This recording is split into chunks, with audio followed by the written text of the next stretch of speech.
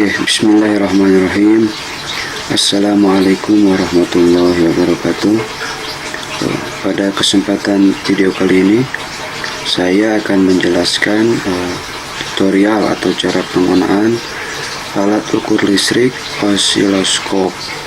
Namun, di sini saya menggunakan virtual osiloskop atau simulasi. Nah, bagi rekan-rekan yang mau mencoba menggunakan alat ukur osiloskop namun tidak mempunyai alatnya, bisa menggunakan virtual ini.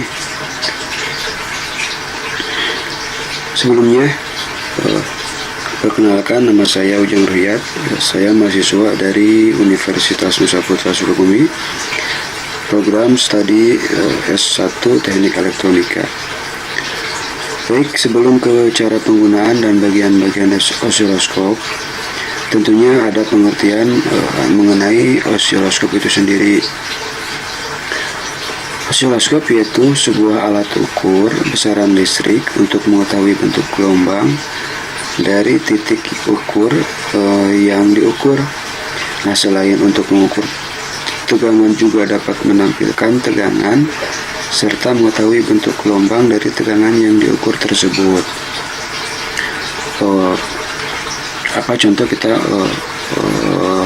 ingin mengetahui suatu tegangan DC, misal 12 volt, DC 12 volt itu murni atau tidak, atau misal masih mempunyai noise. Nah, dengan osiloskop ini kita bisa melihat atau mengetahui bentuk gelombang dari tegangan DC tersebut, apa tegangannya murni atau tidak. Nah, selain untuk mengetahui suatu tegangan DC itu murni atau tidak, osiloskop kita bisa mengetahui tegangan pada rangkaian tersebut, AC atau DC. Baik, sekarang saya akan coba praktekannya cara penggunaan virtual osiloskop ini. Tapi sebelumnya saya akan coba jelaskan beberapa bagian-bagian serta fungsi tombol-tombol yang ada di osiloskop ini. Yang pertama tentunya ada tombol power. Nah, yang ini yang mana fungsinya untuk menyalakan dari osiloskop itu sendiri dengan adanya ditandai dengan adanya garis di layar LCD. Coba kita klik tombol power ini. Nah, bisa dilihat ada garis di monitor osiloskop ini, berarti ini menandakan osiloskop sudah menyala dan siap untuk digunakan. Selanjutnya ada kabel probe. Nah, yang ini kabel probe yang mana fungsinya sebagai penghubung antara sirkuit uji dengan osiloskop. Nah, ini sirkuit ujinya ini ada DC power supply masuk ke osiloskop. Nah, ini yang mana ada dua terminal penghubung pada probe, yaitu yang pertama terminal positif, yang ini ditandai dengan kabel warna merah ya. Nah, yang kedua ada kabel yang negatif ditandai dengan yang warna hitam. Selanjutnya ada kontrol intensitas. Nah, yang ini digunakan untuk mengatur intensitas cahaya gambar gelombang yang ditampilkan pada monitor osiloskop. Ini bila kita putar ke kiri, bisa dilihat di layar atau di monitor osiloskop ya, gambar menjadi redup atau tidak terang. Bila kita putar ke sebelah kanan searah jarum jam, maka gambar gelombang akan terlihat terang atau terlihat jelas. Nah, selanjutnya ada tombol position. Nah, ini tombol position. Nah, ini yang pertama ada tombol posisi horizontal. Nah, ini ditandai dengan expose ya. Ini tombol horizontal ya, fungsinya untuk menggerakkan gambar gelombang dari sisi kiri ke kanan atau sebaliknya pada layar monitor osiloskop. Kita coba ke sebelah kiri. Nah, bisa dilihat gelombang atau gambar gelombang ke sebelah kiri. Nah, ini untuk ke sebelah kanan ini bisa diatur bila mana posisi gelombang pada layar tidak tepat pada posisi di tengah. Ini bisa menggunakan expose ini ya, tombol expose ini. Nah, selanjutnya ada tombol pengendali vertikal. Nah, ini pengendali vertikal ya, YPOS ya, ini YPOS. Ini fungsinya untuk menggerakkan gambar gelombang pada layar ke arah atas atau ke bawah. Coba kita praktikkan. Kita nyalakan dulu generatornya. Ini ada tombol power. Nah, bisa dilihat ini low generator ini tegangannya AC. Nah, bisa dilihat. Nah, ini berfungsi YPOS ini untuk mengatur atau menggerakkan gambar gelombang pada layar atas atau ke bawah. Nah, bisa dilihat kalau kita klik, kalau kita putar tombolnya ke kiri dan ke kanan, dia akan turun naik. Nah,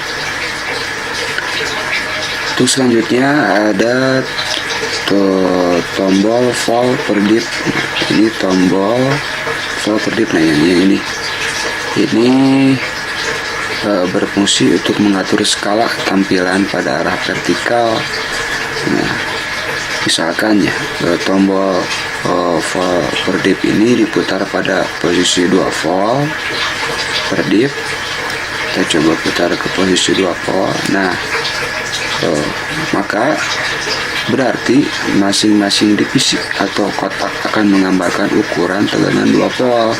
Nah, ini kotak-kotak ini ke arah vertikal ini menunjukkan kalau kita posisikan di 2 volt, berarti sama dengan ini per kotak ini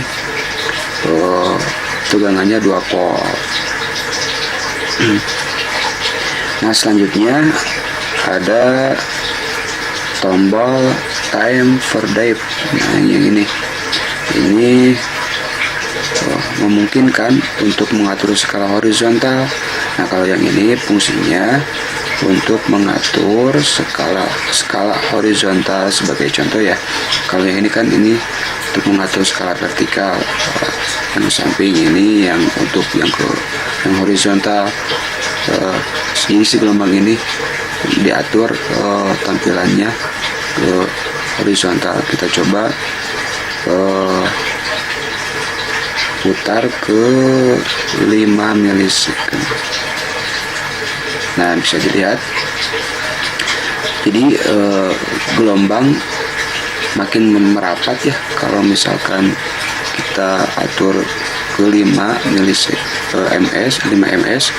Jadi ini pembacaannya si gelombang ini menjadi rapat arah horizontalnya. Kalau yang ini kalau kita putar ke 5, nah, ini vertikal si gambar gelombangnya di vertikal skalanya. Nah, ini untuk merubah skala vertikal, yang ini untuk merubah skala horizontal. Selanjutnya ada switch fade mode. Nah, yang ini berfungsi untuk menampilkan menampilkan sinyal pada CH1. Nah, yang ini pada input 1. Ini kan ada di input 1 ya. Kalau yang ini Yang selanjutnya CH2 ini untuk menampilkan input di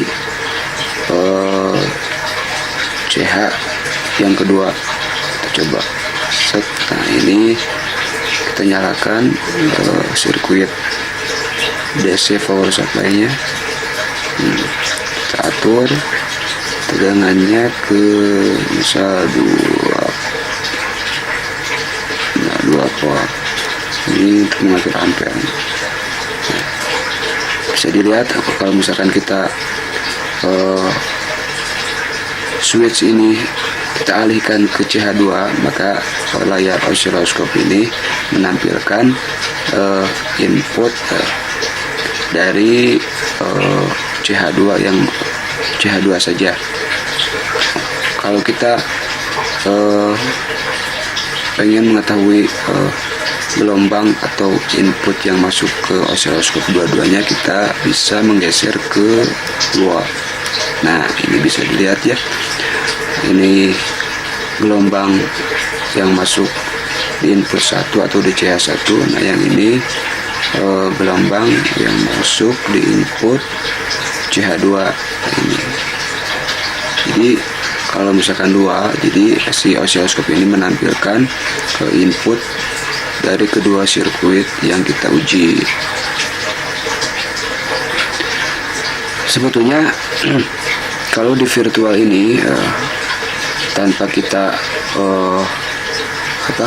mengatur tampilan atau skala pada layar ini, kita sudah bisa mengetahui atau kita sudah bisa menghitung gelombang yang ada atau yang masuk di osiloskop ini dengan melihat LCD yang ada di sini. Ini 250 Hz 1 volt. Nah, ini decisive 0 volt. Nah, ini untuk tombol frekuensinya. Nah, ini tombol frekuensi untuk mengatur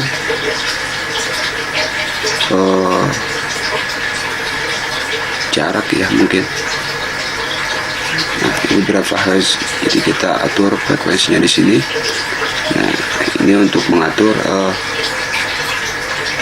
tinggi dan rendahnya gelombang pada layar monitor osiloskop. Nah, ini untuk menaikkan decisive-nya. Nah, untuk yang ini untuk gambar gelombang ya, bentuk gelombang. Nah, ini kalau misalkan ini bentuknya seperti ini, nah ini kalau yang ini bentuk seperti ini, kalau yang ini beda lagi, ada garis-garis. Mungkin hanya itu yang bisa saya sampaikan untuk tutorial cara penggunaan virtual osiloskop. Mohon maaf bila ada salah-salah kata. Bila itu Wassalamualaikum warahmatullahi wabarakatuh.